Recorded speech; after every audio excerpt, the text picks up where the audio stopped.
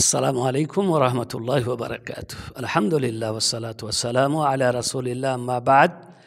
আউযু বিল্লাহি মিনাশ শাইতানির রাজীম।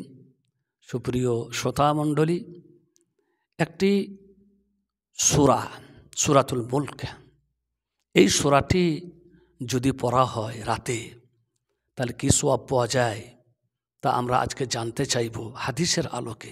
মুহাম্মদ রাসূলুল্লাহ সাল্লাল্লাহু আলাইহি সাল্লাম এ ব্যাপারে আমাদেরকে কি বলেছেন? তিনি বলেছেন, সূরাতুন ফিল কোরআন, সূরাতুন মিনাল কোরআন, 30 আয়া, শাফাআত লিরাজুলিন হাত্তা গুফিরা লাহু, ওয়া হিয়া সূরাতু তাবারাকাল্লাযী বিয়াদিহিল মুলক।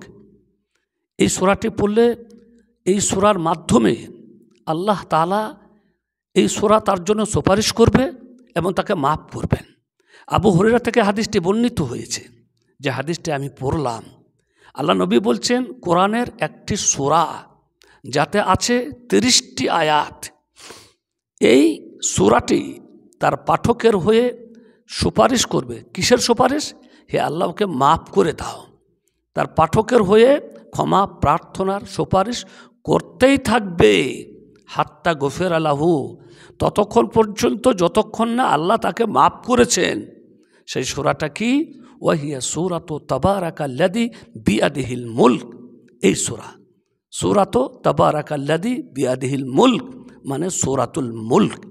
এই সূরাটি যদি কেউ পাঠ করে, এর মধ্যে আছে 30টি আয়াত।